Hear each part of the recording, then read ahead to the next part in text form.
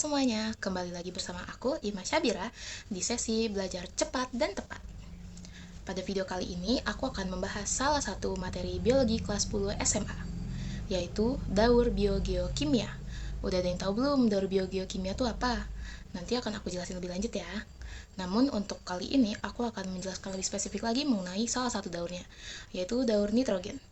Daur nitrogen ini adalah materi yang menurutku sendiri emang cukup rumit dibandingkan dengan daur-daur lainnya. Karena itu, agar teman-teman semakin paham dan semakin mengerti, ayo simak penjelasannya. Oke teman-teman, seperti yang kita tahu ya, kalau daur nitrogen itu merupakan salah satu daur yang terdapat pada daur biogeokimia.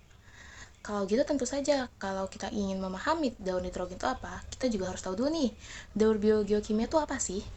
Jadi, kalau kita pisahkan istilahnya, daur biogeokimia itu terdiri dari 3 kata, yaitu bio, geo, dan kimia. Oke, kalau kita artikan secara satu-satu ya, daur itu adalah perputaran ataupun siklus. Dan bio artinya makhluk hidup atau komponen biotik. Berarti, perputaran ini melibatkan komponen biotik atau makhluk hidup.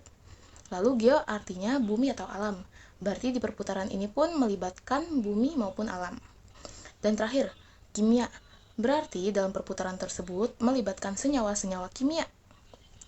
Kalau begitu, kita bisa simpulkan nih bahwa daur biogeokimia adalah proses alami yang melibatkan peredaran unsur-unsur kimia antara komponen biotik atau makhluk hidup dan komponen abiotik atau lingkungan fisik, atau bisa juga bumi atau alam. Oke, sampai sini apakah teman-teman mengerti? Oke, kalau sudah mengerti, kita langsung lanjut bahas mengenai daur nitrogen. Oke teman-teman, sekarang kita bahas secara singkat mengenai nitrogen. Jadi, gas nitrogen adalah gas yang paling banyak jumlahnya di atmosfer. Jumlahnya itu sekitar 79-80%. Banyak banget ya. Dan jika dibandingkan dengan oksigen yang kita gunakan untuk bernafas sehari-hari, itu oksigen itu jumlahnya kurang lebih hanya 20%. Sangat sedikit apabila dibandingkan dengan jumlah gas nitrogen.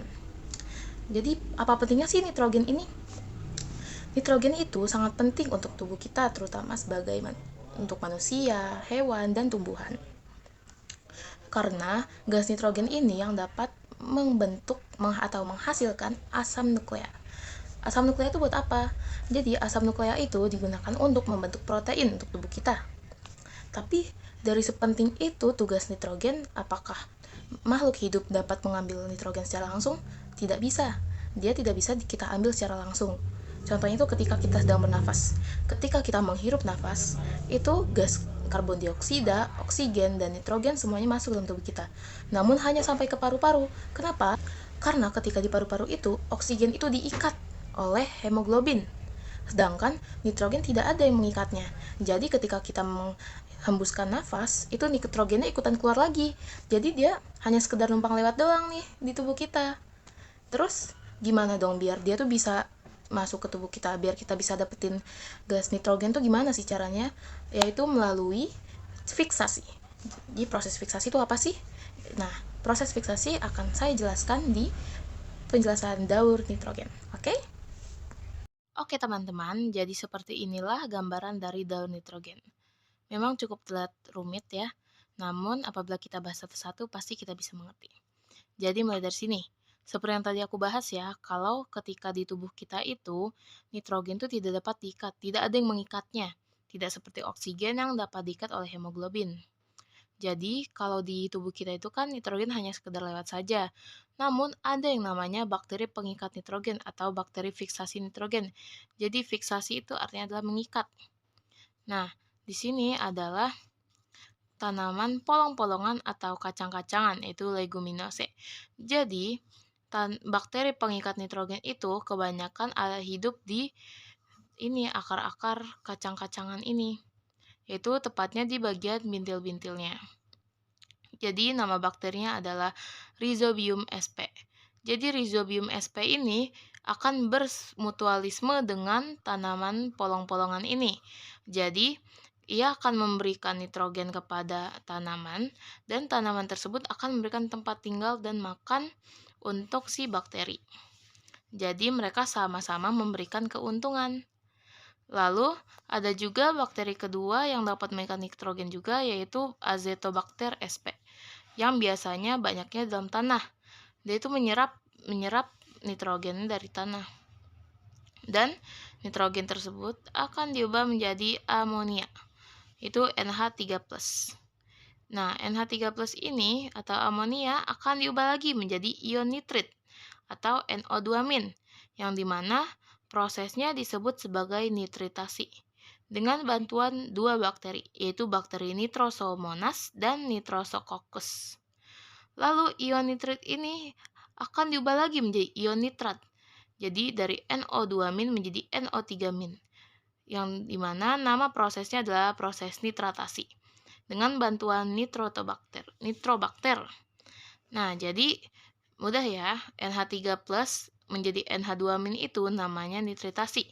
NO2- menjadi NO3- itu namanya nitratasi.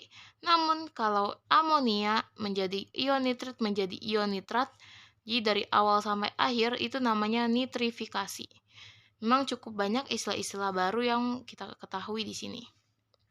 Lanjut, si ion nitrat ini sebagian akan dilepaskan ke udara atau ke atmosfer, namun sebagian juga akan asimilasikan ke tumbuhan.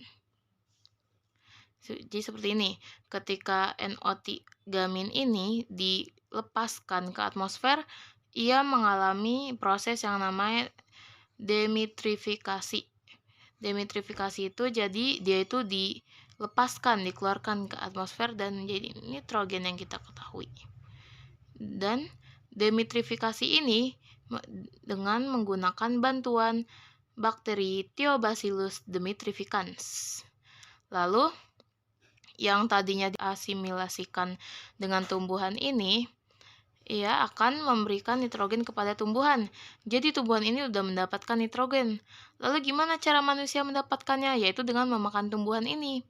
Jadi ketika kita makan tumbuhan yang sudah diasimilasikan dengan ion nitrat, itu kita sudah mendapatkan nitrogen ke dalam tubuh kita. Sama juga dengan hewan. Hewan akan mendapatkan nitrogen apabila memakan tumbuhan yang sudah berasimilasi dengan NO3-.